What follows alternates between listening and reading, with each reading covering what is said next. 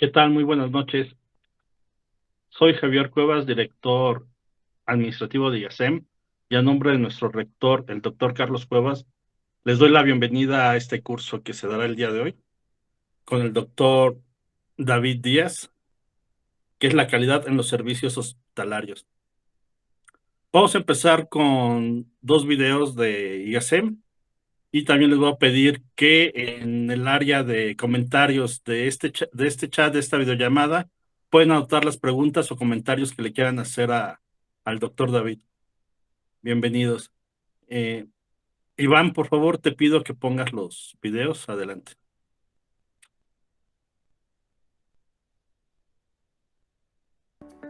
Bienvenido a EGACEM, la mejor institución educativa para ti, donde contamos con planes educativos desde preparatoria,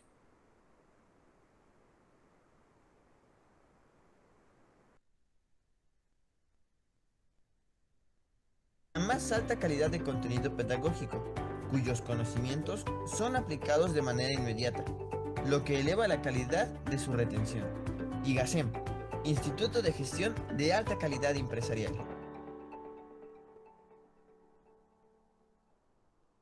Bienvenido a EGACEM. La Universidad por Videoconferencia te invita a conocer nuestra Escuela de Administración, donde contamos con licenciaturas en Administración, Mercadotecnia, Contaduría y Finanzas, además de maestrías y doctorados en Administración y Alta Dirección. En nuestra Escuela de Derecho tenemos las licenciaturas y doctorado en Derecho y una maestría en Ciencias Penales. En la Escuela de Educación puedes cursar la licenciatura en Maestría y doctorado en Educación y una maestría en Educación Inclusiva. Y en nuestra Escuela de Ciencias de la Salud podrás estudiar la licenciatura en Enfermería y Trabajo Social, tus posttécnicos y especialidades, maestría en Administración de Hospitales o de la Salud Pública y el doctorado en Administración de las Instituciones de la Salud. ¿Qué esperas para superarte? IGACEM, Instituto de Gestión de la Alta Calidad Empresarial, SC.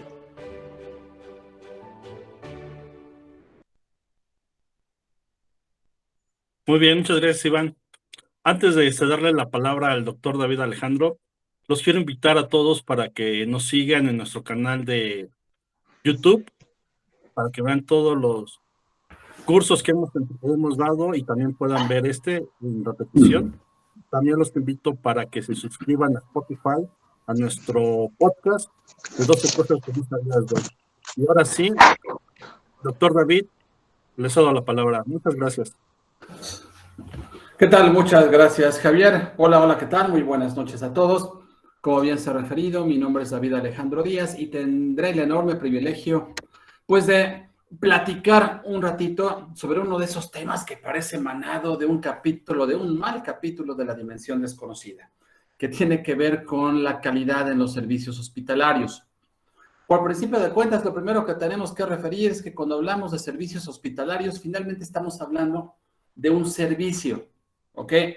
Recordemos que toda actividad económica en cualquier país del mundo medianamente civilizado depende de la calidad que sus servicios tienen, porque estos son los que permiten proyectar en términos llanos una buena imagen y eso a la larga se constituye en un elemento fundamental para ganar prestigio, pertenencia y una serie de elementos, ¿no? Que van en paralelo, ¿ok?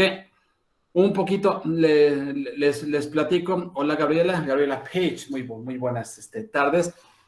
Tenemos el chat, cualquier duda que pudiera surgir a lo largo de este pequeño trayecto de 90 minutos, por favor siéntanse en la confianza de hacerme llegar sus preguntas. En la medida de mis posibilidades trataremos de responderles. Les platico un poquito de mi historia académica, porque la institución considera que soy apto para dar este tipo de temas. Yo soy licenciado en Ciencias y Técnicas de la Comunicación, egresado en la Universidad de Tepeyac, al norte de la Ciudad de México, con un par de maestrías, una maestría en Administración, en donde básicamente tenemos que ver todo este énfasis sobre los procesos administrativos, la gestión, los recursos humanos, lo que le permite a una organización ser funcional, adecuada, pertinente y lo suficientemente fuerte para permanecer en un mercado que en tiempos actuales es tremendamente voraz. ¿Ok? Adicionalmente, estudié la maestría en lingüística aplicada, por lo cual, pues entenderán que el manejo del lenguaje se ha convertido en una obsesión. Uno de los temas muy interesantes en la interacción humana es que no es que exista un desconocimiento de los temas, lo que no hay es una adecuada codificación de mensajes, lo cual no nos permite tener una comunicación del todo, pues, atinada, ¿no? También una especialidad en desarrollo de habilidades docentes. He estado vinculado muchísimo tiempo a instituciones de educación y a instituciones de salud por una cuestión tremendamente familiar. Mi padre fue médico, hasta el último día de vida siempre nos inculcó todo lo que significa el proceso de atención al cliente. Mi hermana también es médico, entonces entre instituciones de salud y educativas he andado deambulando en mi ámbito profesional y un par de doctorados, ambos en educación, uno en el Centro de Estudios de España y México, así tal cual, doctorado en educación, y otro doctorado en enseñanza superior en lo que ahora es el Colegio de Morelos, ¿ok? Entonces, pero bueno, como también suelo decir, todo esto es un bagaje y de nada sirve si ustedes no se llevan algo productivo al final del camino. ¿Ok? Les doy la más cordial bienvenida a nombre de IGACEM y si ustedes están de acuerdo, pues comencemos a socializar lo que tenemos preparado. ¿De acuerdo? Pues bien, ahí asumo que ya se está proyectando. Y hoy hablaremos, como refería, platicaremos un poco con respecto a lo que es la calidad en los servicios hospitalarios. Le he titulado Hacia la calidad porque no sé si afortunado o desafortunadamente en países como el nuestro tenemos muchísimas áreas de oportunidad.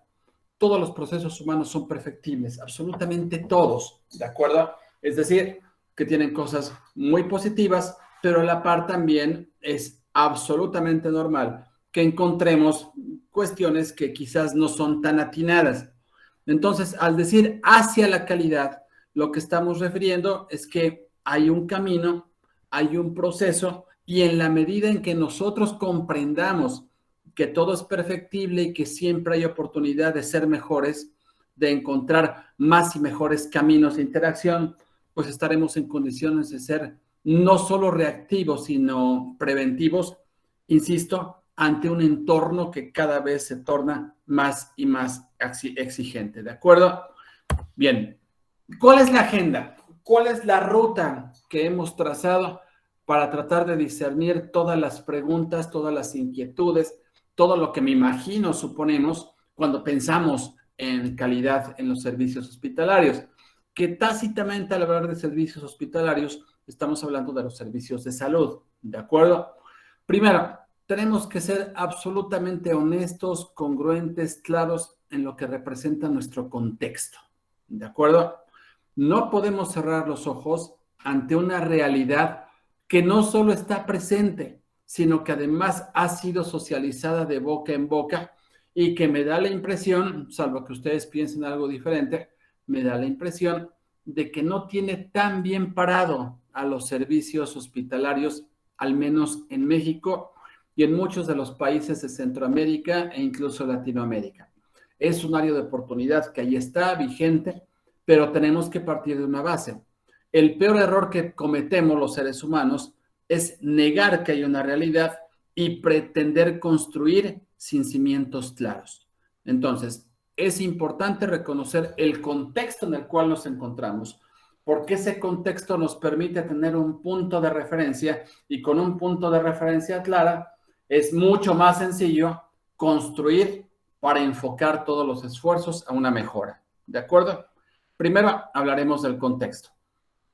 Segundo, tendremos que ser muy enfáticos con respecto a la realidad. El contexto da las condiciones para que las cosas pasen, pero la realidad es innegable, ¿de acuerdo?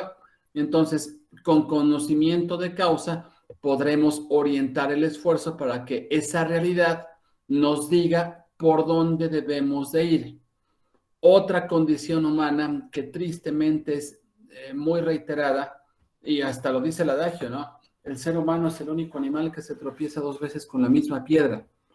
yo creo que se queda corta porque el ser humano puede tropezarse 2, 3, 5, 7 veces con la misma piedra y al final del camino no aprender. En términos educativos, esto significa que no hay aprendizaje. Recordemos que la única forma genuina que tenemos para demostrar que hay aprendizaje es cuando hay un cambio de conducta. Si no hay un cambio de conducta, por más experiencias que tengamos, tácitamente no hay aprendizaje. El aprendizaje me permite cambiar el chip, como dicen las nuevas generaciones, para no cometer los mismos errores. Entonces, contexto, realidad, y con estos dos grandes referentes, entonces sí nos atreveremos a hacer algunas sugerencias. Y ojo, no estoy hablando de que sean soluciones, estoy hablando de que son sugerencias, porque como las llamadas a misa, cada uno de nosotros determinará qué de lo que aquí platiquemos eventualmente me puede ser pertinente, me puede ser funcional, me puede ser permitido en la institución en la que trabajo, pero tengan la certeza que si aplicamos el 30% de lo que aquí comencemos a platicar, a debatir y a discutir, ustedes estarán dando un paso significativo para una mejor calidad en todo lo que significan los procesos hospitalarios. ¿De acuerdo? Pues bien. Tenemos, hablando de contexto, tenemos que partir en el hoy y en el ahora de una realidad mundial. El mundo, sin duda, está atravesando por una circunstancia que ninguno de nosotros pensamos. Yo estoy seguro que a principios del 2021, ninguno de nosotros, del 2020, corrijo, ninguno de nosotros imaginaba que el mundo estaría en las condiciones de salud en las que nos encontramos en este momento. Quizás lo habríamos visto por ahí en alguna película futurista, que además consideramos exagerada, cuando hablamos de infecciones, pandemias. Nadie se hubiera imaginado que el mundo estaría sujeto o atado por una pandemia que más allá de las teorías de dónde surgió y demás, la realidad es que aquí ha estado, está y sigue estando, ¿de acuerdo? Porque la realidad es que se murió muchísima gente, ¿de acuerdo? Entonces, esta complejidad atribuida a la COVID ha traído muchísimas áreas de oportunidad, muchísimas enseñanzas, porque ha significado un verdadero reto para los hospitales en todas las partes del mundo y en todos los sentidos. Nadie se lo esperaba y muchísimas instituciones no contaban con los protocolos adecuados para ser lo suficientemente reactivos. Hay que decirlo, aquí no había posibilidad de que fuéramos preventivos. Tuvieron muchas instituciones que ser reactivas, pero también la calidad y el tiempo de la reacción determinó cuáles instituciones lograron, entre comillas, pasar la prueba y posicionarse como buenas instituciones de salud. ¿A qué nos lleva esto? Que desafortunadamente esto ha evidenciado muchísimas situaciones. Es decir, sacó a la luz condiciones, circunstancias, situaciones que de no haberse presentado la pandemia hubieran permanecido ahí, latentes. Esto nos lleva a reflexionar en que incluso desde las administraciones de los propios hospitales nos da la impresión de que se maquillaban muchísimas cifras. Es decir, se pretendía comunicar, se pretendía hacer lo que en realidad no se estaba haciendo. Ante una pandemia, ante un brote de una enfermedad que efectivamente ha cobrado muchísimas vidas, aquí sí, los más capacitados salieron adelante, los que no estaban en condiciones o no tenían los elementos para salir adelante, acabaron por morir. Y por morir no en el sentido literal, ¿sí? Acabaron por morir porque evidenciaron las carencias y esas carencias, pues tristemente no los pararon nada mal en un contexto, insisto, que nadie se pudo imaginar. ¿Ok? Por un lado, ese es el contexto internacional. Esto también tiene que ver con la Organización de las Naciones Unidas, con la Organización Mundial de la Salud, pero concretamente en nuestro país, la Comisión Nacional de los Derechos Humanos establece dentro de su normativa que toda persona tiene derecho a la protección de la salud. Y lo pongo en rojo y para que resalte, porque ese es un derecho a nivel constitucional. Y además implica que si las personas hacen uso de los servicios de salud, cualquiera que éste sea, público o privado, tienen el derecho de obtener prestaciones oportunas, profesionales, idóneas y responsables. Si nosotros tratamos de desglosar cada una de estas responsabilidades que están mandatadas por ley, me da la impresión que prestaciones oportunas, pues no es precisamente lo que se enfrentan los nosocomios de nuestro país. Por el contrario, ahorita ahondaremos un poquito más, pero si esto es una responsabilidad del Estado, porque además es el párrafo siguiente que nos dice, el Estado otorgará servicios de salud a través de la Federación, estados y municipios, de acuerdo a lo establecido en la ley. Es decir, que si es un mandato, insisto, constitucional y hay absoluta claridad en lo que cada una de las instancias de gobierno tendría que hacer, ¿ok? Tendríamos que comenzar cuestionando, ¿realmente tenemos prestaciones oportunas? Es más, me voy más al fondo. ¿Realmente tenemos las prestaciones mínimas necesarias cuando estamos hablando de atención a la salud? Todas estas prestaciones, todo este trabajo, ¿verdaderamente es profesional? ¿Son idóneas? Y lo más grave de todo, ¿son responsables? Es decir, tenemos que hacer un primer ejercicio de contraste.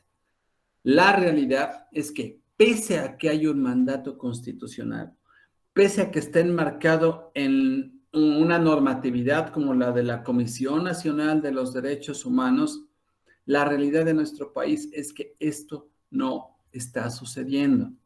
Y esto nos debe de obligar a una reflexión tremendamente profunda para tratar de encontrar soluciones.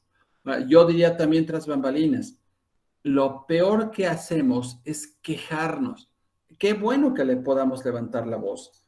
Qué bueno que alguien eventualmente escuche lo que yo tengo que decir, pero siempre he pensado, como profesional de la educación, como formador, como ciudadano de este país y del mundo, yo siempre he pensado que ante toda queja o toda queja tiene que ir acompañada de una propuesta de solución. Porque quejarse es legítimo, pero es mucho más legítimo tratar de ofrecer alternativas de solución que eventualmente nos permitan perfilar una salida, entre comillas, digna de cualquier problemática.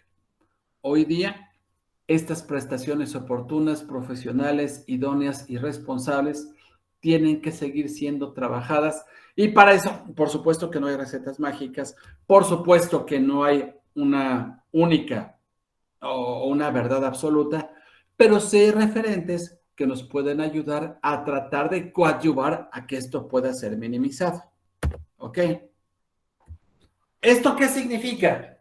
La normatividad internacional, la normatividad local. Esto significa que todos aquellos que trabajan en una instancia de salud tendrían que tener un compromiso a toda prueba. Aquí espero tener muchos profesionales de la salud. Yo lo que espero es que entendamos que un compromiso a toda prueba es incorruptible, nunca pierde el entusiasmo y jamás se puede permitir o se puede dar el lujo de enojarse. Cuando una persona está comprometida, entiende que hay una responsabilidad que cubrir y esa responsabilidad nos obliga a hacer lo que sea, y subráyenlo, en aras de lograr los objetivos. Eso significaría un compromiso a toda prueba. Eso depende de quienes son parte del personal de salud, ¿ok? Pero no es la única condición. Esto tendría que ir acompañado, además, de condiciones óptimas para el cuidado de la salud. Y cuando hablamos de condiciones óptimas, como todo lo que está referido en los temas de salud, de educación, de economía, son procesos multifactoriales. Y para que un profesional de la salud pueda ejecutar su trabajo de manera adecuada, tiene que estar en un espacio que le brinde estas condiciones óptimas. Es decir, que lo veremos adelante también, que sea un espacio digno, limpio, que cuente con los insumos, con todos los servicios básicos, etcétera, etcétera, etcétera. Las personas somos lo más valioso en cualquier institución laboral. El activo más importante de cualquier organización son las personas. Pero para que esas personas puedan funcionar de manera adecuada, funcional, armónica, se requiere de tener las condiciones mínimas necesarias para poder trabajar. Vamos, toda proporción guardada es como contratar a un chofer que no tiene un carro, ¿no? Entonces, ¿para qué contratas a un chofer si no le estás proveyendo de su materia de trabajo, que es el vehículo? ¿Me explico? ¿Por qué lo pongo en la mesa? Porque este tipo de circunstancias desafortunadamente pasan en nuestro México lindo y querido. Tenemos este tipo de inconsistencias, pero bueno, ahondando más esta relación entre eficacia y eficiencia. Aquí sí me gustaría hacer una pausa. ¿Alguien de los presentes me podría tratar de compartir lo que desde su punto de vista es la diferencia entre eficacia y eficiencia? Que pareciera que es lo mismo, hay una sutil diferencia. ¿Alguien que gusta compartirme la diferencia entre eficacia y eficiencia, por favor? Sin miedo, ¿eh? Algo que quizás no dije al inicio de la plática. A veces no participamos porque nos da pena, ¿no? Y créanmelo, pena irle a la América. De ahí en fuera, cualquier otra cosa que ustedes hagan no pasa por ningún tema de pena. Alguien que guste socializar. Y aquí todas las respuestas son válidas también, entendamos eso, ¿no? Diferencia entre eficacia y eficiencia. ¿O como a qué le suena? Vamos, tenemos un número suficiente de participantes. Yo quiero pensar que al menos dos de ustedes. Eficiencia es cumplir las metas con los elementos, los menores elementos que se tengan. Y eficacia es llevar a cabo estas metas. ¿Algo así? Ok. Doctora Pérez, le agradezco su nombre de pila, doctora, si me ayuda. Miriam Pérez, para servirle. Doctora Miriam, muchísimas gracias. Correcto. Cuando hablamos de eficacia, estamos hablando de lograr los objetivos. O sea, un trabajo es eficaz cuando logra los objetivos para los cuales fue diseñado. Y es eficiente cuando tiene todas las condiciones estructurales y logísticas para que esos objetivos se puedan llevar a cabo. Lo voy a poner con un ejemplo que puede quizás sonar fuera del área, pero me parece que es muy explicativo. En una escuela de ingeniería, yo puedo tener aquí validado un proyecto que desde la perspectiva académica está validado para construir un cohete que te lleva a la luna. Aquí tengo todo. Es eficaz porque se cumple el objetivo. Está validado científicamente, tiene todos los elementos, ya pasó por el grupo de expertos. Es eficaz, pero no es eficiente porque no tengo los recursos para esto que tengo aquí en papel, poderlo llevar a la práctica y en efecto construir este cohete que me va a permitir llegar a la luna. ¿De acuerdo? Lo mismo pasa en muchísimos de los servicios educativos y de salud. ¿Qué sucede? Que somos eficaces porque logramos el objetivo. ¿Cuál es el objetivo? Pues a lo mejor atender a 1,500 pacientes en un mes. Yo estoy logrando mi objetivo. Estoy siendo eficaz, pero no estoy siendo eficiente porque para dar esa atención tengo que estar haciendo circo, maroma, teatro, porque no tengo todos los insumos que me permiten hacer este trabajo con mucha mayor eficiencia. ¿De acuerdo? Entonces, no confundamos, porque tenemos por lo menos 15, 18 años que muchísimas de las actividades del país se miden a través de indicadores, pero los indicadores no necesariamente plantean esta correlación eficacia-eficiencia. El indicador me puede decir que soy eficaz, pero el indicador no me va a permitir determinar si estoy siendo lo suficientemente eficiente. ¿De acuerdo? Entonces, bueno, muchas gracias, doctora Miriam. Agradezco su participación. En este tipo de interacciones, de verdad, siéntanse en confianza de poder participar. Entonces, a eso nos referimos. Cuando se habla o se procura hablar de adecuados servicios de salud, tenemos que cuidar las dos partes, tanto la eficacia como la eficiencia. También esto significa, y ya lo acabo de decir, un alto nivel de efectividad. Es decir, yo tengo que hacer más con menos. Tengo que lograr mis objetivos de la manera más adecuada posible, porque, insisto, los indicadores en nuestro contexto significan mucho. Gracias a los indicadores se toman las decisiones de presupuesto, por ejemplo, ¿no? Entonces, toda actividad humana es medible. Todo lo que hacemos es medible. Por ahí tendríamos que tener claridad, ¿no? Si me van a medir, pues ¿por qué no tratar de hacer las cosas con la mayor calidad posible? Que ese es otro tema y quizás es el otro asunto toral de lo que hoy queremos socializar con ustedes. La calidad está asociada a hacer las cosas bien. Créanmelo, cuesta lo mismo, sí, en cuanto a actitud, hacer las cosas bien que hacerlas mal.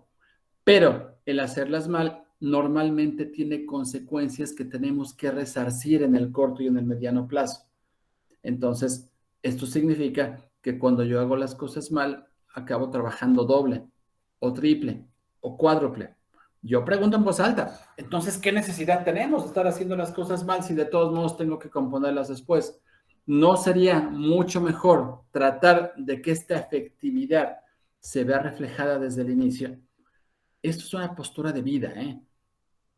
Ok, bueno. Y finalmente, esto significa que en los espacios hospitalarios tendrían que constituirse en referentes y ejemplo. ¿Por qué? Porque ahí encontramos profesionales que han entregado su vida para tratar de que todos tengamos un estilo de vida saludable, no batallemos con enfermedades. Esto es lo que se deriva de la normatividad que, insisto, está vigente en nuestro país. La gran pregunta, ¿de verdad todo esto que está en el contexto lo estamos llevando a cabo? El enfoque sí me parece que es el ideal.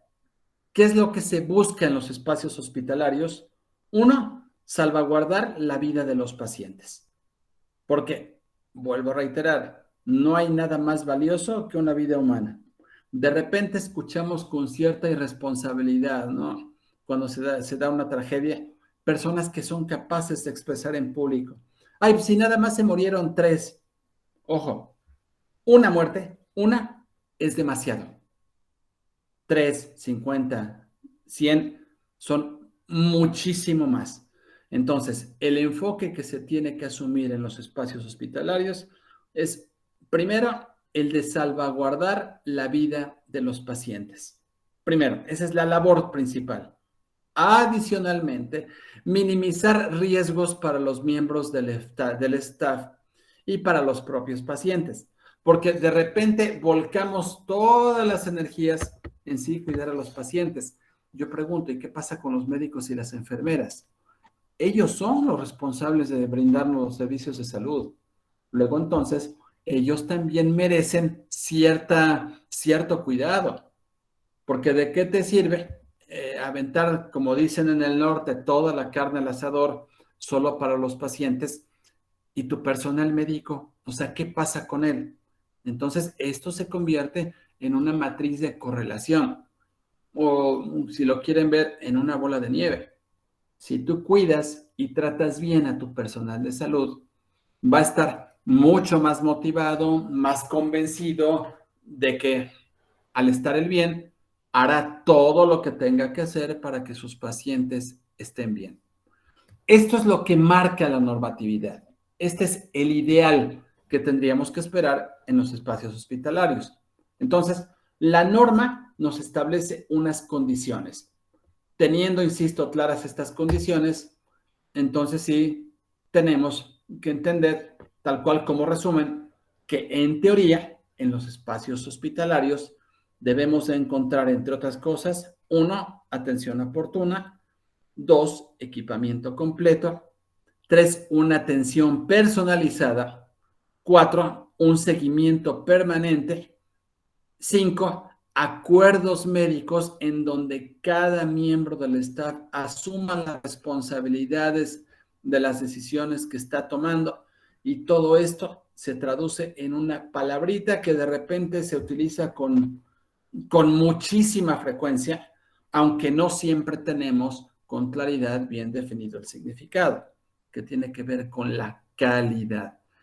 Hay calidad cuando no hay problemas.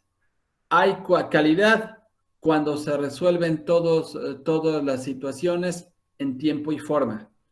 Hay calidad cuando las personas están comprometidas. Hay calidad cuando el espacio físico cubre con las características mínimas elementales para dar una atención digna. Hay calidad cuando cada uno de los miembros de esta cadena de salud asume las responsabilidades que le corresponden y no anda por la vida echando culpas. Muy de los países latinoamericanos, el negar nuestra responsabilidad y culpar a quien se deje, y lo subrayo, a quien se deje, ¿ok? Esto es lo que en teoría tendríamos que estar esperando de los servicios hospitalarios. Independientemente, aquí sí me atrevo a generalizarlo, independientemente si se trata de un espacio público o de un espacio privado. Esa es la realidad. Esto es lo que tendríamos que esperar. Yo pregunto en voz alta y no me tienen que dar la respuesta. Creo que la respuesta cada uno de nosotros la podrá encontrar con base en sus referentes. Esto es lo que estamos recibiendo hoy día en los espacios hospitalarios. Yo entiendo que de entrada hay una diferencia que ahorita ahondaremos un poco más entre lo que es la atención pública y la privada, ¿ok? Yo sé que hay una diferencia, pero yo estoy seguro que no el 100%, ni de unos ni de otros, cubre cabalmente, al menos con estos elementos que están enfocados a buscar la calidad en la atención hospitalaria. Es una pregunta, es un misterio sin resolver. Cada uno de nosotros sabe de qué pie cojear. Cada uno de nosotros tendrá que ir construyendo este referente que se transforma en capital cultural, y el capital cultural nos tiene que servir para procurar hacer mejor las cosas en el mediano plazo. ¿Ok? ¿Cuál es la realidad? Ya hablamos del contexto. Recuerden que vamos en 3 momentos en la charla. Primero el contexto. Ahora tratar de definir la realidad para acabar dando algunas sugerencias. ¿Ok? ¿Cuál es nuestra realidad? Pues que hay un sistema de salud con grandes inequidades. Y hay inequidades porque desafortunadamente sí existe en términos generales. Yo sé que, las generalizaciones no siempre son adecuadas. No podemos decir que todos, pero sí que una gran mayoría de los espacios públicos tienen algún tipo de deficiencia, versus los privados que en el papel tienen más y mejores herramientas. Pero también en el ámbito privado encontramos hospitales que tampoco cumplen con todas estas características de integridad que se supone que son ideales. ¿Ok? Pero esto que genera grandes inequidades, porque tal cual, esa idea que ya vimos, marcada por la Comisión Nacional de los Derechos Humanos, al menos en el país, esa idea de que todos tengan acceso a los servicios de salud de manera equitativa, de manera adecuada, pues en la realidad no se da, porque desafortunadamente las instituciones públicas, por razones que ahondaremos en un momento, o una gran parte de ellas al menos, desafortunadamente no está en condiciones de ofrecer estos servicios de calidad. ¿Ok? Entonces, sí, el sistema de salud de facto es desigual. Nos puede gustar o no la aseveración, pero basta con salir a la calle y darnos cuenta de las necesidades que se tienen de salud y cómo cada uno de nosotros tiene que estar buscando la manera de resolverlas, dicen los clásicos, rascándose cada quien con sus uñas. Primer gran condición, que es lo más preocupante, me parece, en la realidad nacional. Y segundo, no existe un consenso sobre lo que debe hacerse en beneficio de los usuarios. Porque aún dentro de ambas esferas, pública y privada, no existen protocolos únicos. Toda institución de salud tendría que someterse a protocolos únicos, y un protocolo es un consenso, un acuerdo con pasos a seguir para unificar la manera en que se debiera dar atención hospitalaria dependiendo de las diversas enfermedades o de los diversos padecimientos. No hay protocolos, y las instituciones que se han aventurado a generar protocolos lo hacen desde su propia esfera para su propia institución. Por tanto, no es un protocolo del todo legítimo porque no está homologado. Fundamental para que haya calidad en cualquier servicio hospitalario es la urgente necesidad de construir un protocolo único que garantice que cualquier persona que llegue por un infarto, por ejemplo, reciba la misma atención, se sigan los mismos pasos y se den los mismos medicamentos, vamos, que se unifiquen los criterios. Yo entiendo que, por ejemplo, instituciones como el IMSS tienen el famoso código infarto, que ya saben perfectamente qué es lo que tienen que hacer, cómo hacerlo. Incluso si uno visita el Centro Médico Nacional, allí en Avenida Cuauhtémoc, hay hasta un camino, ¿no?, en las diversas entradas, para que si llega un infartado, sepan cuál es el caminito rojo que tienen que seguir hasta llegar a la atención lo más rápido posible. Eso es un protocolo, pero para que un protocolo sea funcional tiene que ser socializado y tiene que ser entendido y validado por la mayor cantidad de instituciones, ¿ok? Toda proporción guardada es lo que pasa en educación cuando hablas de un plan de estudios único, ¿no? Todas las escuelas en el país están obligadas a cubrir un plan de estudios único. Ya como escuela particular, a lo mejor tú lo aderezas, lo complementas, pero hay una base común para todos y cada uno de los espacios educativos en el país. Eso tendría que atenderse urgentemente en los sistemas de salud, particularmente en los sistemas hospitalarios. El diseño de protocolos para establecer normas de acción puntuales, concretas, socializadas, homogéneas, que nos permitieran atender de la misma manera todos los padecimientos. Hay diferencias. Por ejemplo, hablemos de un derrame cerebral. Un derrame cerebral en el IMSS, por ejemplo, hay un semáforo de riesgos, está en color amarillo. Es decir, un derrame cerebral, desde la perspectiva del IMSS, no es una urgencia tan urgente. Es decir, pueden hacer esperar un poco al paciente. Mientras que en un privado, una persona llega con derrame cerebral y en automático es medicarlo y atenderlo. ¿Ok?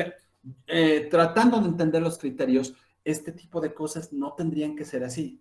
Tendría que homologarse qué es lo que corresponde hacer ante determinadas patologías. Este es el primer gran elemento de nuestra realidad. Esta realidad, además, se recrudece porque en un altísimo número de los hospitales, debo decirlo, en los públicos, en la gran mayoría, insisto, no generalizo, esto está emanado de diversos estudios emanados por la Secretaría de Salud y una encuesta que hicimos con una consultora que tenemos, bueno, en la que participamos el año pasado, ¿ok? Entonces, son datos reales y recientes del año 2020. En la gran mayoría de los hospitales hay una infraestructura insuficiente. Y cuando hablamos de infraestructura, es un poco lo que estamos viendo en la imagen del lado izquierdo. No hay espacio para todo mundo. Las personas no pueden ser recibidas adecuadamente. Hay una falta de materiales esenciales. Y cuando digo esenciales, hay hospitales donde no encuentras ni siquiera gasas. Punto. No hay gasas. Ya no hables del microporo, la tela adhesiva, ¿no? Esta es una realidad. Yo pregunto, ¿cómo esperamos tener buenos servicios hospitalarios si no dotamos a los hospitales de las condiciones mínimas necesarias para trabajar? Y a eso hay que agregar, eso tiene que ver, y no es culpar a nadie. Aquí de nada nos sirve echar culpas, pero sí es importante identificar las áreas de oportunidad. Eso, ok, no es tanto culpa del personal de los hospitales. Cediendo sin conceder, hay otras condiciones que sí son responsabilidad de las personas que están a cargo de la atención médica. La primera de ellas son tres las más comunes. No hay un trato digno. Y cuando digo que no hay un trato digno, es que yo no sé qué pasó con aquel juramento hipocrático o con aquel compromiso que hacen los profesionales o algunos de los profesionales de la salud en comprometerse a dar lo mejor de sí para atender a sus pacientes. Los tratan de manera despótica, los tratan con arrogancia, los tratan con desdén, y en algunos casos cuando los tratan. Hay otros en que simplemente el paciente sigue ignorado y en algunos casos eso ha acabado con la vida de algunos de esos pacientes que llega a un espacio hospitalario esperando una atención. Entonces, no hay un trato digno y ahí sí no hay autoridad que tenga la culpa. Eso es una decisión absoluta y completamente personal. Segundo, no menos importante, no existe una detección temprana de algunas enfermedades. Y no hay esta detección temprana porque los espacios en que te reciben en una unidad de medicina familiar y que te pueden atender ya en la consulta de especialidad son tremendamente largos. Pueden ser 4, 6, 7, 8 meses. Y una enfermedad en 8 meses, pues como que sí avanza, ¿no? Entonces, no hay esta detección temprana. Ahí tendría que haber un ajuste necesariamente para minimizar los tiempos y garantizar que el diagnóstico sea temprano. ¿Qué es el último punto? No hay diagnósticos al primer contacto. A mí me da la impresión por el expertise y por lo que la gente cuenta, que adelante también lo referiremos y justo de esa manera. A mí me da la impresión que a veces el médico que atiende de primera instancia no se aventura, al menos a suponer que el paciente puede tener una patología grave. Entonces, ¿qué hace? Literal, se lava las manos y lo canaliza al área de especialidad.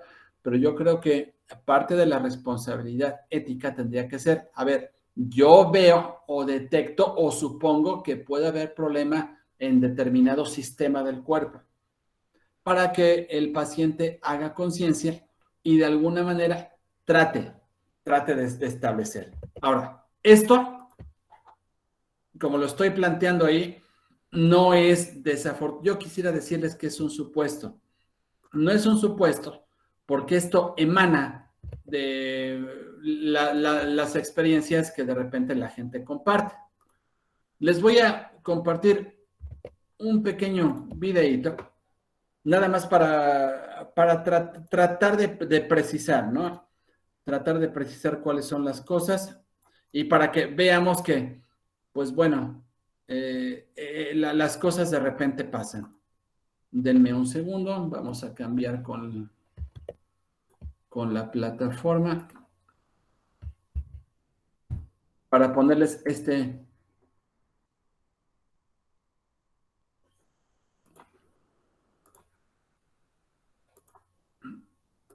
ahí está, compartimos. Ahí lo deben de tener.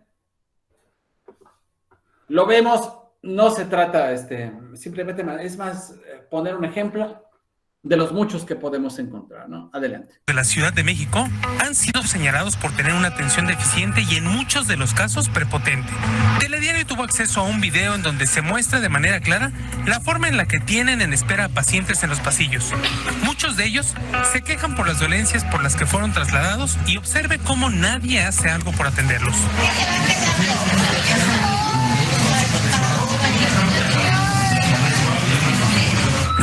médicos también se enfrentan a estas arbitrariedades, pues en muchas ocasiones tienen que esperar horas para que el personal de los hospitales les atienda. Son una constante en urgencias de este tipo de hospitales, el tiempo que nos tardamos para que nos reciban un paciente. Los mismos pacientes y algunos familiares refieren que la atención que les dan no es la mejor, pues muchas veces no les hacen caso. Les habla usted para pedirles algo, y no, luego no van, no, espérame tantito, y ese de espérame tantito, pues ya. Quisimos hablar con el director del hospital y recibimos una rotunda negativa. Sin embargo, mientras nos atendía en la recepción, escuche los argumentos que utilizó para defender la manera en la que tienen a los pacientes. Porque Cruz Roja no debe traernos nada aquí, para eso tienen su hospital. Pero pues están también saturados. Bueno. O sea, ellos no pueden traer pacientes acá. No, ellos tienen su hospital. Ellos deben de regular su traslado y nuestro centro regulador les dice, sí, en este hospital tengo cupo para que lo lleves, pero ellos no regulan nada. Son 14 hospitales pertenecientes a la Secretaría de Salud. Muchos de ellos tienen en su haber grandes historias de vida. Otros tantos como este, del que le platicamos, rayan la mala atención. Telediario, Ramón Ramírez, Ciudad de México. Ok. Les decía, simplemente es un referente, ¿ok? Este tipo de cosas es tristemente común que encontremos. Insisto, no perdamos de vista, ¿no? Nuestro enfoque está con respecto a la calidad de los servicios hospitalarios. Lo que la gente cuenta, que es un poco lo que acabamos de ver, que ha habido un cambio de prioridades en el personal médico y en algunas instituciones de salud. Es decir, ya no es lo importante la vida o el ser humano, sino el ingreso que esto significa. Insisto, esto está retomado de opiniones de muchísimas personas en la calle. Entonces, la gente piensa que hay un cambio de prioridades, que ya en el ámbito médico, y más aquí sí, en el ámbito privado, el médico pareciera que lo que le interesa es lo económico por encima de la salud. Primer argumento. Segundo, hay una evasión de la responsabilidad. Se ha sabido de casos en donde el paciente llega al hospital y en el hospital, y sobre todo cuando vienen los cambios de turno, el del turno matutino prefiere no aventarse la responsabilidad de hacer un diagnóstico con toda la intención de que sea el médico del turno vespertino el que se haga cargo del paciente. Insisto, es lo que la gente cuenta. El cambio de tratamientos por turnos diferentes, que llega a suceder que a un paciente lo operan en la mañana, 7 de la mañana, el médico que está en la mañana determina un tratamiento, el que sea. Llega el médico de la tarde, ve el tratamiento y sin más argumento decide cambiarlo porque desde su punto de vista ese tratamiento no es el más adecuado.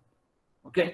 Aquí preguntaríamos, ¿qué no parte de la calidad en un servicio es que haya trabajo colegiado, que haya juntas entre los médicos, enfermeras, se socialice lo que pasa con cada uno de los pacientes y se tome una acción única? Por ejemplo, y el trabajo a destajo. Hay instituciones en donde un médico tiene que cubrir en un turno matutino o vespertino un determinado número de pacientes. Y ojo, le piden un número, no le piden que haya calidad en la atención, sino que atienda determinado número. Entonces, eso es trabajo a destajo y en profesiones como la médica no es lo más adecuado porque cada paciente es único.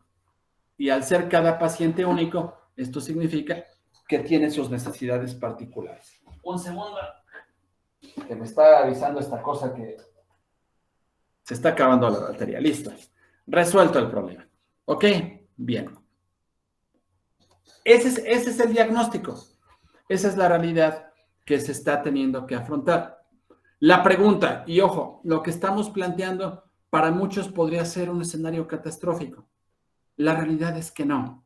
Si hacemos la pregunta concreta, ¿hay solución?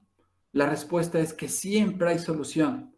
Solo se deben de generar las condiciones adecuadas para resarcir o para tratar de ir en contra de estas condiciones laborales, situacionales, actitudinales, culturales que están y que siguen estando vigentes, pero que sí creo que se pueden revertir. Tan simple. Si no creyéramos que esto se puede revertir, no encontraríamos elementos en el contexto y entonces tendríamos que tomar una postura derrotista. No es el punto.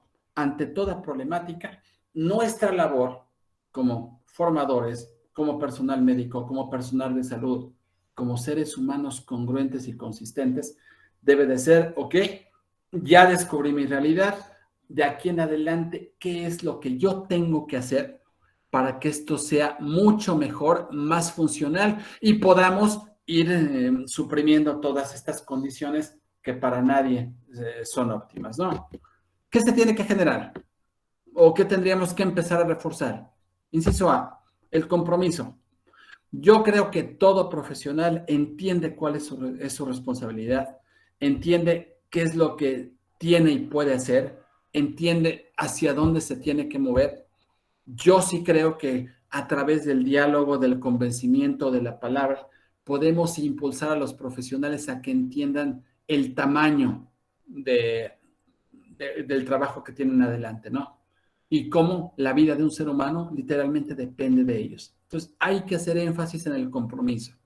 Segundo, hay que tener conocimiento, porque una de las condiciones que genera ignorancia es el desconocimiento de las cosas.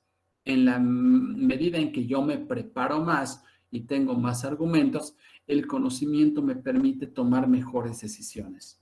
Entonces, es importante que haya compromiso, pero el compromiso tiene que ir acompañado del saber. Es decir, impulsar la formación permanente de todos y cada uno de los miembros que trabajan en un nosocomio.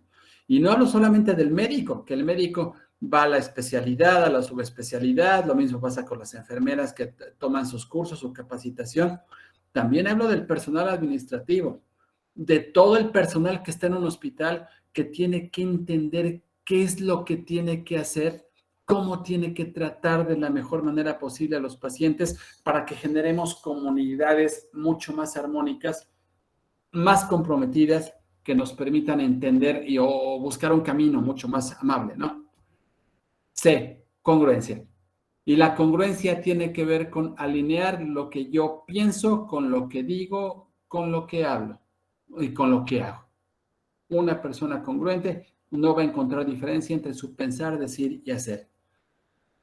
En los espacios hospitalarios, lo que se busca es que se salvaguarde la vida de los pacientes, pues se tiene que habilitar en congruencia, en consistencia. Y esto va desde el tratamiento del recurso humano hasta la habilitación con insumos, infraestructura y demás. Tiene que haber además una ejecución asertiva, es decir, que cada quien haga lo que le corresponde. Es muy interesante porque no le estamos pidiendo a ningún miembro del staff médico ni al paciente, porque también el paciente tiene su carga de responsabilidad. Se le está pidiendo que haga lo que tiene que hacer. Pero para eso debemos de tener protocolos. Y el protocolo tiene que estar socializado, autorizado por alguna instancia educativa de gobierno. Por eso, de repente, hace algunos años se pusieron tan de moda las certificaciones ISO. ¿Por qué? Porque una certificación te obliga a que determinados procedimientos pasen por todo un proceso de evaluación para garantizar que ese proceso en tu espacio se va a dar de manera adecuada, pertinente, correcta. Por eso son tan importantes las certificaciones y luego las instituciones no las toman tan en serio. Y un último elemento, educación, pero educación desde la perspectiva integral. La educación se constituye con dos elementos, lo que aprendemos en casa y lo que aprendemos en los espacios educativos. Una persona educada combina los dos, es decir, tiene el conocimiento, pero también sabe comportarse en los distintos contextos. ¿Ok? Hablando de educación, afortunadamente habemos muchísimas instituciones. Yo puedo hablar por IGACEM, porque trabajo en ella, porque la conozco, porque ya tengo algunos años de colaborar con ellos, que por ejemplo, aquí existe una maestría en administración de hospitales. Ese programa académico lo que hace es habilitar a los interesados en los procesos o en los procedimientos en las instituciones de salud, los habilita para tomar mejores decisiones, para tener más y mejores capacidades de respuesta y eventualmente para posicionarse de mejor manera en el espectro de las instituciones educativas. Entonces, ahí tienen, al inicio se dieron las redes sociales. La maestría en administración de hospitales es una muy buena alternativa para coadyuvar a paliar estas áreas de oportunidad que ahí hemos encontrado y hemos socializado. Les voy a pasar un segundo video. En el primero, pues hablamos de las condiciones o se vieron las condiciones que de repente no son tan positivas, ¿no? En los espacios educativos. Yo les estoy diciendo aquí con absoluta certeza que todo se puede hacer siempre y cuando encontremos la ruta para hacerlo de mejor manera. Entonces, con este video, lo que vamos a ver es que convenzámonos todos de que por supuesto que se puede. Y cuando digo que se puede, es que hay alternativas. Los servicios hospitalarios pueden ser tan buenos, tan efectivos, como uno mismo se lo vaya proponiendo. Comparto. Ahora sí, lo compartimos. Adelante.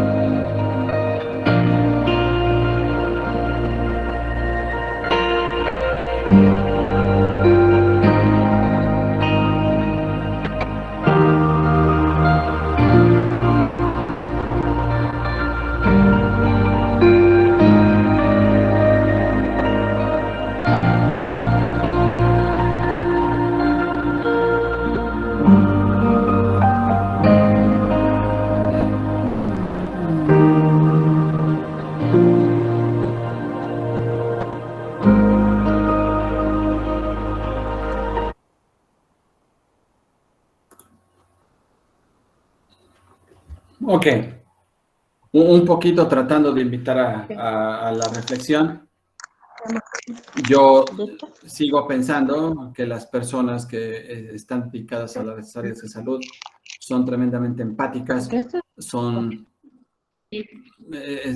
están convencidas de lo que quieren hacer. Es un mensaje de esperanza para entender que los servicios hospitalarios están en muy buen momento de encontrar la ruta para ser más eficaces, más eficientes, más puntuales en lo que al menos esperaría de ellos, ¿no? Pero bueno, eso no necesariamente es todo lo que se... Escucho un micrófono abierto. ¿Alguien quiere participar? ¿Qué tienes que entrar en altavoz? Sí, ¿no? Sí, pero es que... Ok, creo que simplemente era un micrófono abierto. Ok, ¿cómo lo podemos hacer? Pues partiendo del principio. Y el principio significa entender que para que haya calidad tenemos que definir qué es la calidad. Y la calidad, la perfección y la mejora son ideales que han existido en todas las culturas a lo largo de la historia. Es decir, al ser humano le gusta mostrarse diferente, le gusta mostrarse como una instancia única. Cuando una institución, la que sea, más las hospitalarias, encuentran ese diferenciador que los hace ser únicos, pueden decir con orgullo que están ofreciendo servicios de calidad porque la gente los prefiere por encima de algún otro. Cuando hay ese convencimiento, estamos trabajando en la ruta correcta de la calidad. La calidad implica una integración total del proceso. Ya habíamos dicho, se requieren de protocolos. En la medida que estos protocolos se puedan socializar, hablaremos de un proceso integral. Tenemos que hablar de la satisfacción del cliente. No puede haber calidad si el cliente, en este caso el paciente, no está plenamente satisfecho con lo que está recibiendo. La calidad significa mejora continua, es decir, jamás entrar en zona de confort. No pensar que porque hoy me está yendo muy bien, me va a ir bien siempre. Tengo que estar reinventándome, encontrando incentivos y motivos nuevos para cambiar mi estructura. Implica que el equipo de trabajo tiene que ir exactamente en la misma ruta. Y eso nos lleva a la excelencia en la gestión. Son al menos 5 elementos que constituyen la calidad y que yo creo que en los espacios hospitalarios la podremos encontrar con relativa facilidad en la medida que todos entendamos el rol que tenemos y podamos estar dispuestos a hacer las cosas, ¿no? ¿Es la ruta la adecuada? Pensando en que al final las instituciones dependen de los pacientes. Aquí le llamo cliente pensando en el ámbito privado, pero también las instituciones públicas dependen de lo que el paciente diga de ellos. Porque hay cuestiones que el dinero no necesariamente te pagan, como es la imagen pública, ¿no? Para tener una buena imagen no requieres dinero. Para tener una buena imagen tienes que aprender a dar un buen servicio. ¿Ok? Esto implica un buen servicio, que haya satisfacción y que de nueva cuenta aparece la palabrita calidad, ¿no? Que ya vimos que es ajustar todas las tuercas para que vayamos en un mismo sentido. ¿Cómo se tiene que entender entonces la calidad? Confiere a todos los trabajadores de la institución que todos sepamos lo que queremos de la organización, que todos compartamos la misión, visión y filosofía institucional, de manera que ese trabajo que yo hago, que es un servicio que yo estoy ofreciendo, pueda pues satisfacer las necesidades de mis clientes, de mis pacientes. ¿Ok? Entonces, la ruta es trabajar para conseguirlo.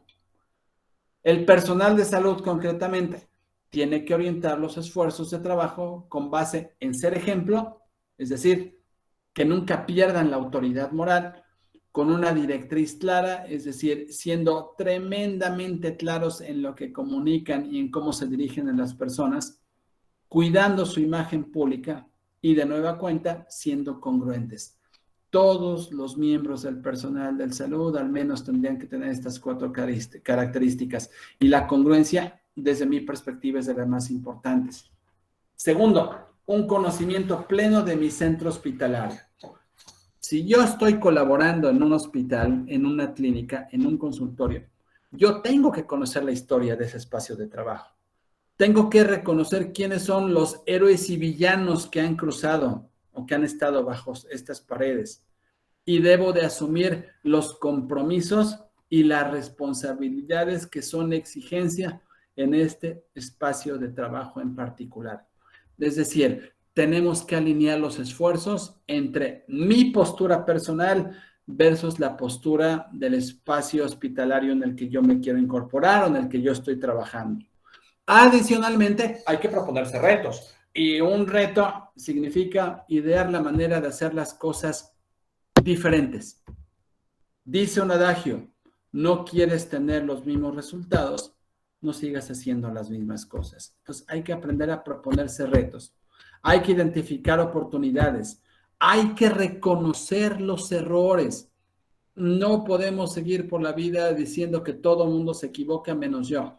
Recuerden que por cada vez que yo señalo a alguien con el dedito señalador y lo culpo, por cada vez que yo señalo a alguien, ¿sí?, hay 3 deditos que me apuntan a mí y que me preguntan, ¿y tú qué carambas has hecho?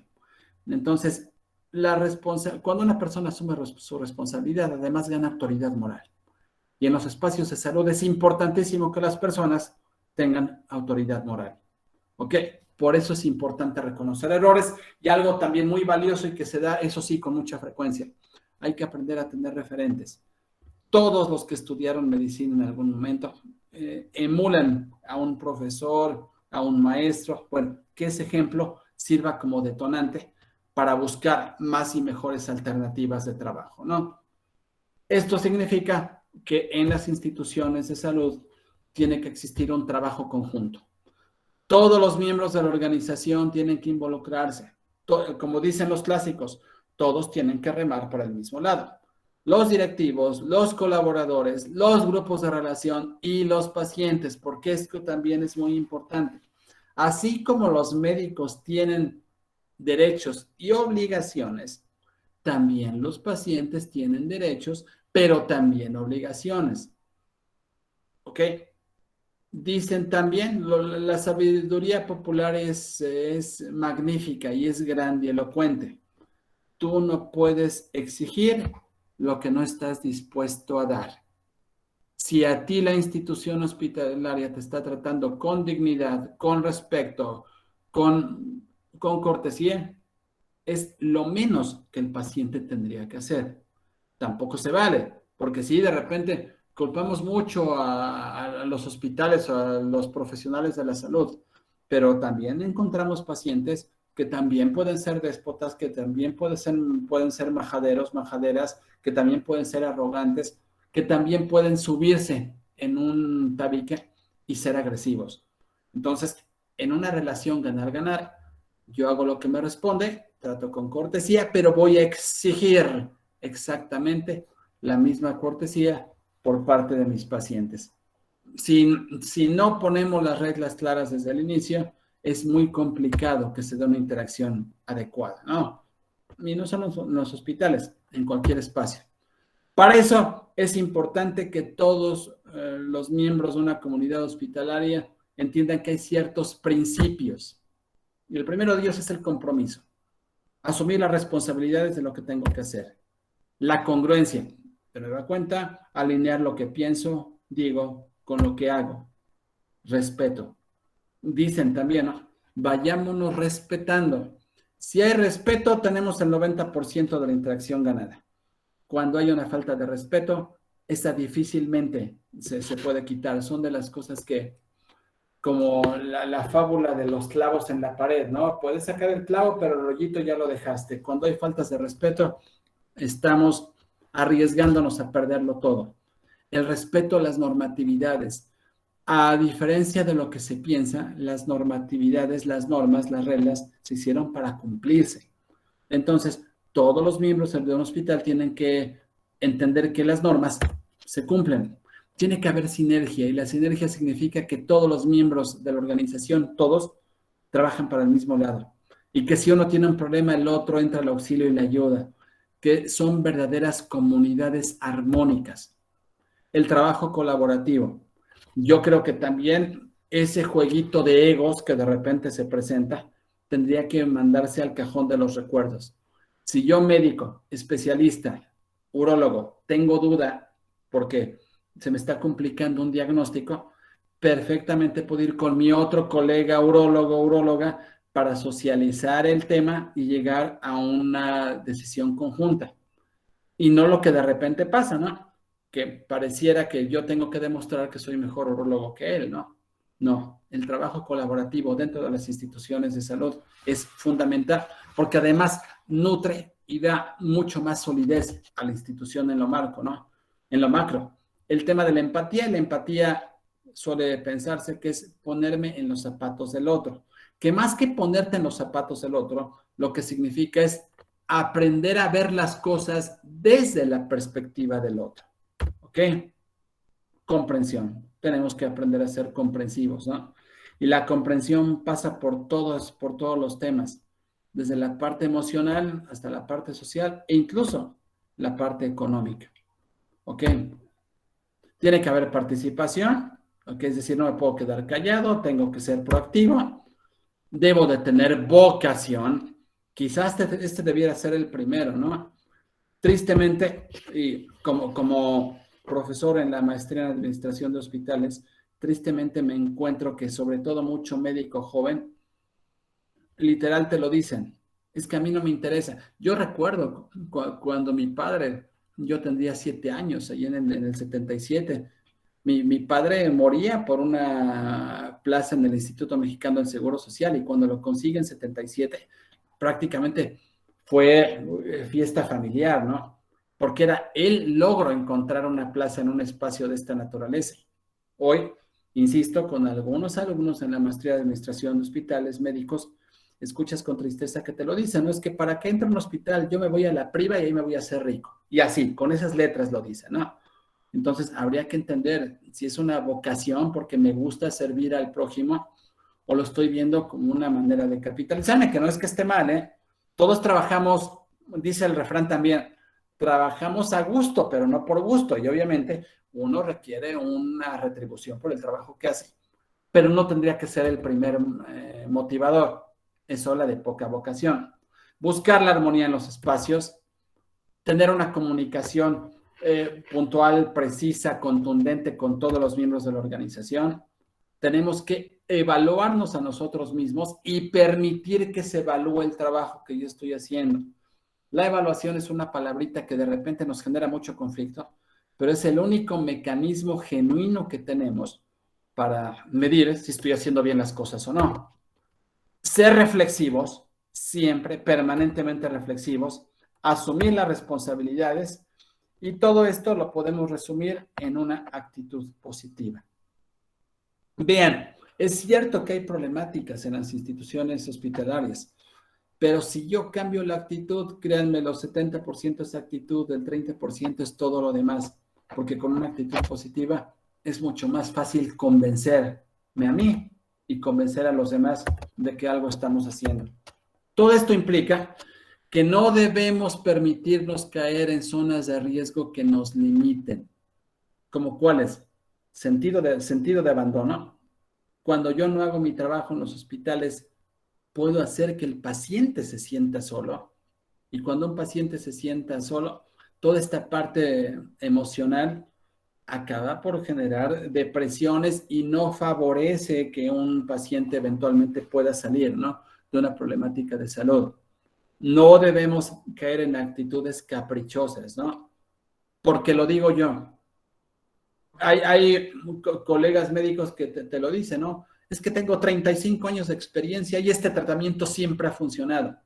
Recuerden que en el ámbito médico no hay enfermedades, hay enfermos y cada metabolismo funciona de manera distinta. Y vamos, que el COVID nos ha enseñado eso, ¿no? Es el mismo bicho y a unas personas, les es prácticamente intramuscular, ni se enteran.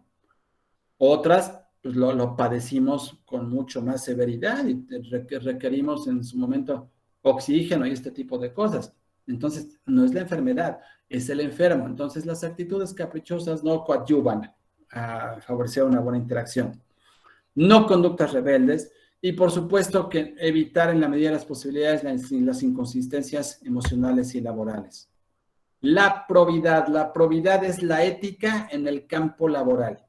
Una persona proba es una persona que es ética en su campo laboral de interacción. Hay que aprender a cambiar paradigmas. Si soy una persona que me reconozco enojona, pues tengo que entender que al menos cuando estoy haciendo mi trabajo no lo puedo hacer. Y el conocimiento del lugar en que me encuentro. Y esto también aplicaría para los pacientes, ¿eh? Esto es una correlación.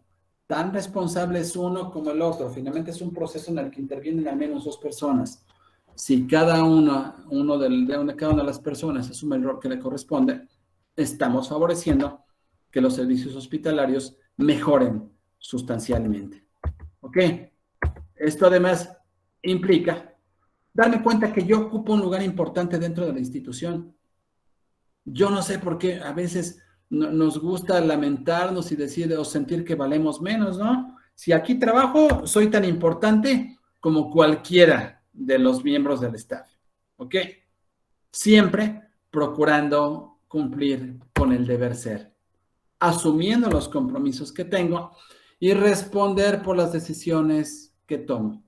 Se debe además favorecer que haya ambientes positivos de trabajo. Cuando las organizaciones en general, obviamente, cuanto más en un espacio hospitalario hay un ambiente positivo de trabajo, eso se nota, se permea y por alguna razón estadística, cuando en el hospital hay buena actitud, el índice de recuperación de los pacientes sustancialmente mejora. ¿Ok? Segundo elemento que nos puede permitir abatir esta problemática. El ambiente, es decir, el espacio. En términos llanos, basta que algo parezca para que se asuma como real. Esto es un dato de teoría de la imagen pública. El 83% de las decisiones que tomamos lo hacemos con base en lo que vemos. Entonces, es importante que los espacios hospitalarios sean lo suficientemente atractivos, entiendas el sentido, a la vista, para que la gente sienta, para que el paciente sienta tranquilidad, confianza. ¿Ok?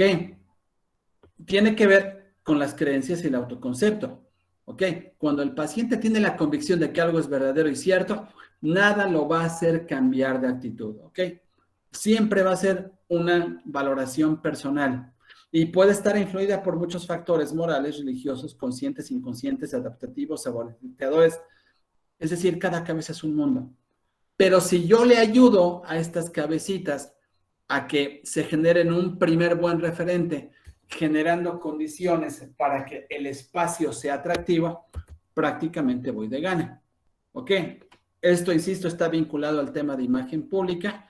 La imagen es percepción. Hay que cuidar todos los estímulos que generamos, los verbales y no verbales, más los protocolos. Esta es la formulita de la imagen pública y aquí está el éxito de cualquier organización, incluidas las hospitalarias. Un estímulo más el receptor van a generar la percepción. Esa percepción más la mente de las personas crean una imagen. La imagen más la opinión crean identidad. La identidad más el tiempo, es decir, una identidad que permanece en el tiempo, genera la reputación. Y la reputación es una imagen sostenida en el tiempo. Es decir, si yo logro que mi institución, que mi hospital genere los mismos estímulos positivos, genera una buena percepción, se construya una buena imagen, se dé chance de tener una identidad y gane reputación, y esa reputación yo la mantengo con el tiempo, prácticamente estoy garantizando éxito en mis interacciones. Un éxito rotundo. ¿A qué alude también el tema del espacio? Que haya la adecuada infraestructura. Cuidar que haya laboratorios suficientes, que tenga todos los insumos, que los quirófanos estén adecuados, que los espacios de estar estén perfectamente limpios. ¿Qué sucede si llegamos a un hospital y estás en la sala de espera y todos los sillones están manchados de café, de chocolate, de comida? En automático, de manera subconsciente, la persona pierde confianza en el espacio, porque la lógica es decir, estoy en la sala de espera y está así de sucio, ¿qué me puedo esperar de lo que pase? Voy a recibir atención de calidad. Es muy interesante cómo funciona el cerebro humano, ¿ok? Obviamente pasa lo mismo con los consultorios, que sean espacios iluminados. Un hospital en la penumbra, oscuro, genera desconfianza. Esto es un tema de percepción y de imagen. Que tengan agua potable y obviamente los colores. Dense cuenta, estamos hablando de servicios de salud y toda la presentación la han manejado con azules y blanco. ¿Por qué? Porque el azul y el blanco dan la idea de higiene, de limpieza, ¿de acuerdo? El uso del color es importantísimo en la generación de percepción.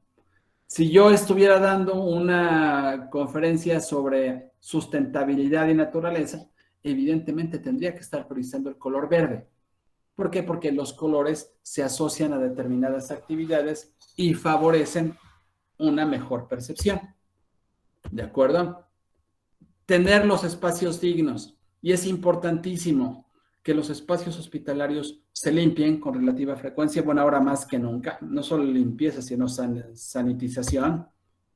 Aguas con los olores. Es muy importante. De repente llegas a espacios y la gente dice, es que huele a hospital. ¿Por qué? Porque o el formol o alguna sustancia está en el ambiente. Eso no es conveniente, ¿de acuerdo? Porque hay personas que asocian el olor con experiencias negativas. Tiene que haber orden. Un hospital tiene que estar limpio y perfectamente ordenado. Cuando llegas a un espacio donde los escritorios están hacinados, donde está la gente encima de la gente, esa falta de orden impide que puedas tener una buena relación con el espacio hospitalario, no amontonamientos. Los uniformes prístinos. Yo siempre voy a sugerir que en los espacios de salud, enfermeras, médicos tengan su uniforme. Bueno, el médico es su bata, pero que la bata esté limpia. También genera muy mal aspecto que llegues a ver a tu médico de cabecera y traiga la mancha de salsa catsup porque se fue a McDonald's, ¿no? A comerse una hamburguesa. No es lo más adecuado. Entre más limpio y blanco esté, más confianza genera. Paredes, mobiliario, todo eso tiene que ver. Y adicionalmente hay cuestiones de comunicación no verbal que marcan diferencia y que sí dependen absolutamente de nosotros y que pueden establecer una interacción lo suficientemente amable, ¿no? Y favorece que el espacio hospitalario tenga cierto reconocimiento. Puntualidad. Es terrible que en el ámbito médico, de por sí en el público nos genera enojo, pero más en el privado, porque además de que te cobran, no te atienden a tiempo, hay que cuidar. Si yo voy a dar una cita a las 11 de la mañana, lo ideal es que mi paciente sea recibido a las 11 de la mañana. Eso da muy mala imagen. El cuidado del entorno, que ya hablamos, la atención plena. No nos podemos meter con los teléfonos celulares, ¿ok? Si voy a atender el teléfono celular, lo tengo a un costado y yo no le voy a hacer caso hasta que no termine de atender a mi paciente. Una sonrisa permanente. Hay que favorecer las habilidades socioemocionales. Las sonrisas nos abren puertas. Entonces, independientemente del contexto, nada nos quita, sonreír. Buscar empatía y asertividad y cuidar todos los códigos, porque todo lo que hacemos, absolutamente todo, acaba comunicando. Todo comunica, Y un tercer elemento, la educación.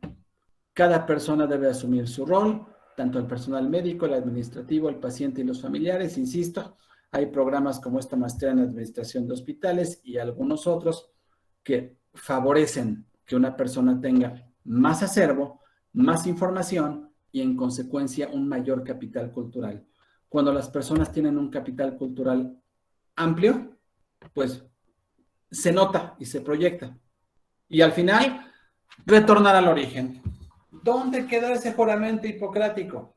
De repente sería bueno recordarlo, ¿no? El énfasis en valores. Cada ser humano tiene un catálogo de valores personal.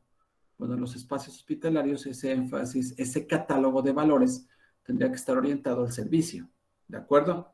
Ser asertivos, tener lo que los clásicos llamaban ese don de gente, que es urgente recuperarlo, aprender aprender a comunicarnos, el respeto por uno mismo y por el otro, tener una actitud positiva. Eso es lo que estamos. En síntesis, tras todo lo que hemos tratado de platicar en esta hora y media, la calidad en los servicios hospitalarios es un asunto multifactorial. No se soluciona atendiendo solo uno de los factores. Tenemos que atenderlos todos. A pesar de la complejidad que se vive en el presente, tenemos oportunidad de corregir. Siempre hay oportunidad de corregir.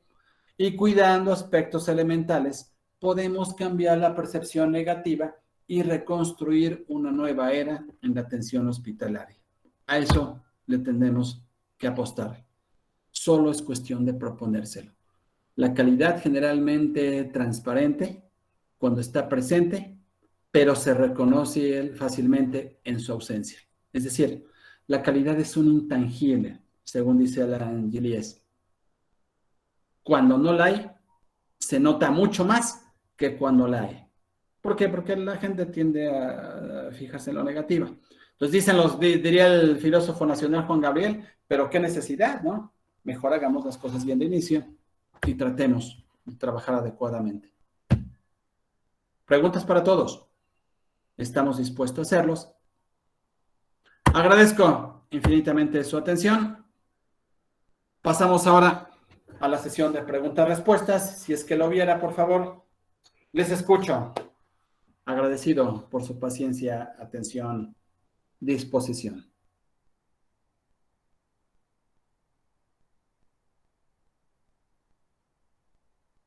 Uno por uno, no pasa nada, ¿eh? Hola, buenas noches. No necesito que se me alebresten adelante. Seida Karina, adelante, Sí. por favor. Hola, buenas noches. Creo que primero felicitarle por el tema. La verdad es que deja mucho en aquellos que trabajamos en el sector público y sobre todo en el nivel hospitalario en primer nivel de atención. Y bueno, pues la pregunta es, ¿cómo podemos rescatar en el personal de salud esto que llamaríamos un poquito el síndrome de Burnout? Sobre todo ahorita con la pandemia, creo que se ha intensificado muchísimo el estrés, el estrés laboral. Y bueno, esta incertidumbre de no saber cómo reaccionar ante las situaciones que estamos viviendo, ¿no? Han ido cambiando los procesos, pero hemos ido aumentando el estrés, la tensión. ¿Cómo poder apoyar al personal de salud para mejorar esto? Yo estoy en una área directiva, estoy en una coordinación municipal de salud y he observado mucho esto en el personal. Y bueno, creo que por eso es mi inquietud. Muchas gracias por el tema. Al contrario, doctora Seidi, le agradezco. Es muy simple. El miedo genera ignorancia y la ignorancia emana de la falta de información. Entonces, yo creo, y particularmente, yo entiendo que el tema de la pandemia sigue siendo un misterio en muchos sentidos, ¿no? Pero actualmente, después de ya, pues prácticamente 2 años de estudios, de reportes, de seguimiento que se ha hecho en las distintas aristas, el comportamiento de la enfermedad, las distintas cepas, las vacunas mismas, cómo es que funcionan, creo que lo más importante es darle certeza al personal de salud, uno, de que si se vacuna, que eso es una realidad, si se vacuna, minimiza el riesgo de contagio, ¿no? Entonces, el personal se aterra porque dice, bueno, yo también soy vulnerable. Bueno, si te vacunas, está comprobadísimo. No que no te puedas volver a infectar, porque eso no lo puedes evitar, pero sí garantizas que no llegar a intubaciones y cuestiones de este tipo. Entonces, la ignorancia se atiende con información.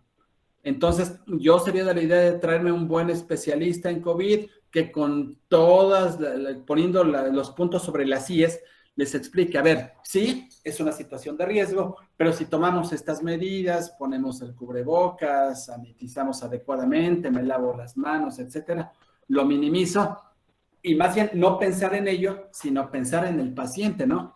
Como yo con esta información también socializo hacia el paciente para que también él pierda miedo, ¿no? La información es la mejor herramienta, y más en áreas como la salud, ¿no? Porque además la información emana de estudios formales perfectamente probados. Entonces, yo haría eso, ¿no? Tiene que ser una jornada de sensibilización inmediata a mi personal para que entienda que, obviamente, no les voy a mentir tampoco y decirles, no pasa nada. No, sí puede pasar, pero si hacemos A, B y C, minimizamos, y además nosotros tenemos que predicar con el ejemplo, ¿no? Entonces, de entrada, es un tema de educación al final, de socialización de conocimientos. Eso sería en principio, ¿no? Acabar con estas teorías macabras, ¿no? Que la gente cuenta, ¿no? Entonces, eso no abona en nada a la solución del problema. Hay que dar información certera, precisa, puntual, comprobada, con especialistas, y yo estoy convencido que si la gente es inteligente lo va a entender y no va a pasar nada. ¿De acuerdo? Gracias por la respuesta y gracias por la sugerencia. Muchas gracias, doctor. Agradezco el comentario. Domingo, muchas gracias. Doctora Miriam Pérez, también me envió un comentario. Muchas Nada más gracias. la aclaración. Perdón, no soy médico, soy licenciada en trabajo social. Aunque tengo función directiva, pero no llevo tiempo en esto, pero no soy médico. Pues citando los clásicos, más mejor, porque usted entonces sí puede, sin este dejo, ¿no? De querer impresionar, lo va a hacer muy bien. Ok. Gracias. Muchas gracias. Adelante, ¿alguien más?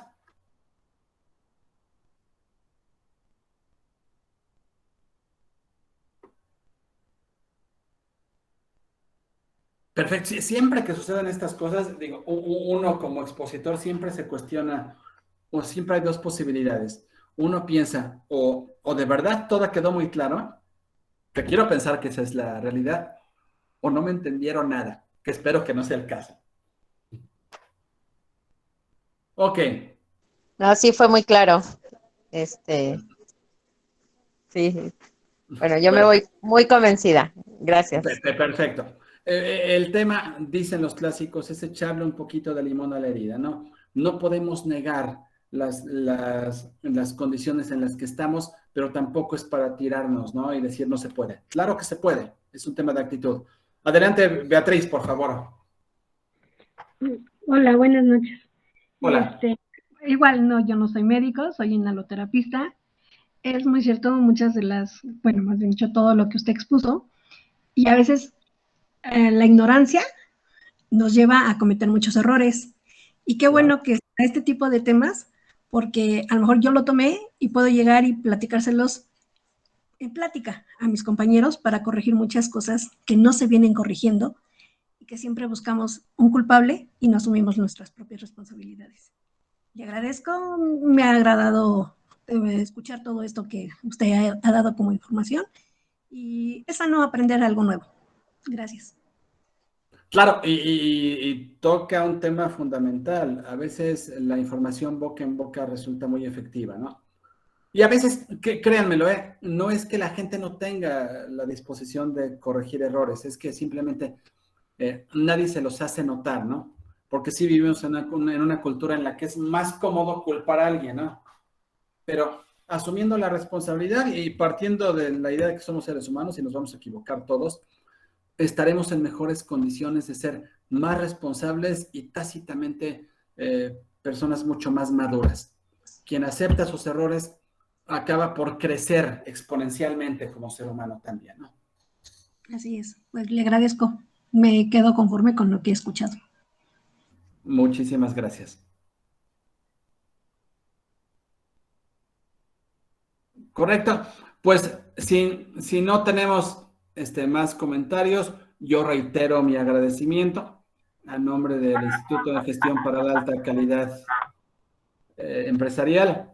Y les pediría un favor, solemos tener una tradición en la institución, entonces si nos ayudan prendiendo sus cámaras 30 segunditos para poder tomar la foto del recuerdo que se socializa en nuestras redes sociales. Digo, ustedes son parte de la historia de IGACEM, entonces que nos permitan tomar una fotografía. Y además para que justifiquen su tiempo, le pueden decir al marido, a la novia, mira, estaba en una conferencia y aquí está la constancia, mira, así estaba, ¿no?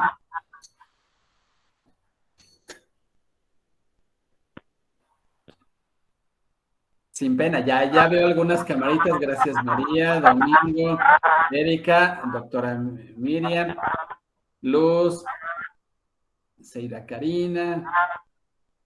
Guadalupe nos está presumiendo, es un tamal, ¿no? Es un plato de alimento. Y es descortés porque no hemos cenado todavía.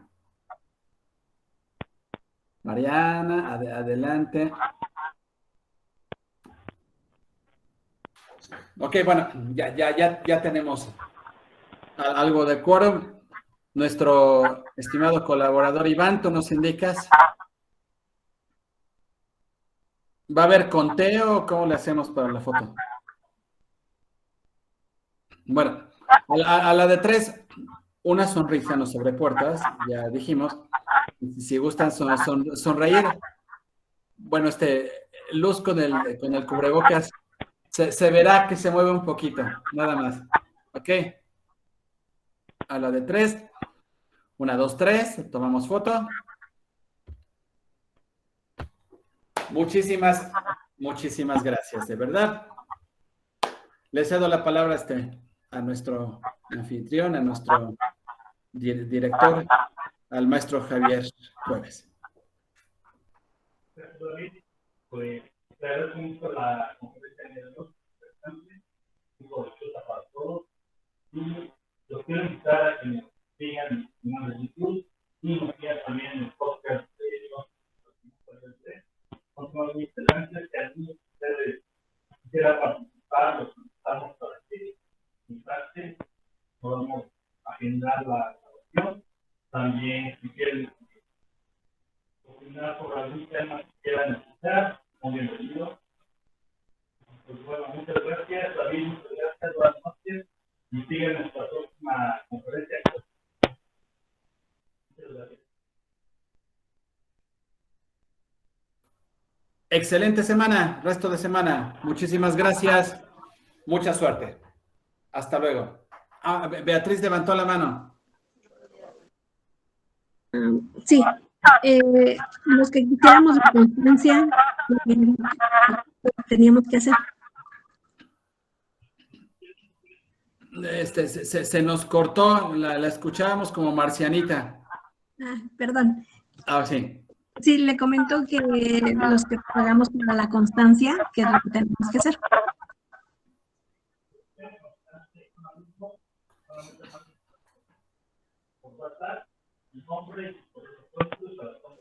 Perdón, no se escucha. No se le entiende.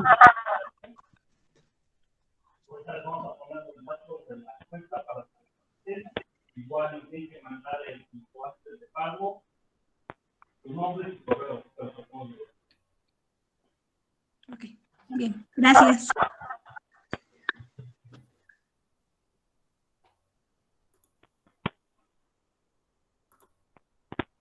Muchas gracias, Mariana Palma, muchísimas gracias.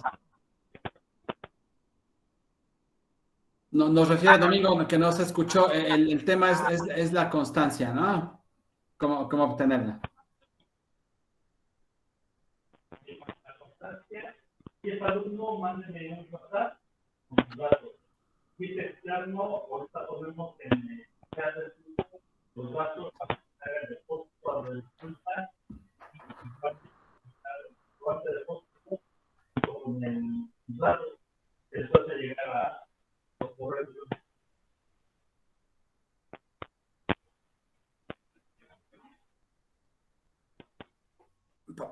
Parafraseando a nuestro director, para alumnos de IGACEM, lo único que tienen que hacer es enviar un WhatsApp al grupo que se generó. Alumnos de IGACEM mandan el WhatsApp con su nombre y se les genera. En caso de ser externos, es decir, no miembros de la comunidad de IGACEM, Entiendo que hay un costo de recuperación de 200 pesos. Se hace el depósito, se manda el nombre y de la misma manera se les remite la constancia.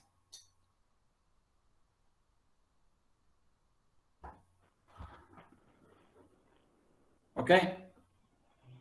Muy agradecido. Un privilegio coincidir con ustedes en tiempo y en espacio.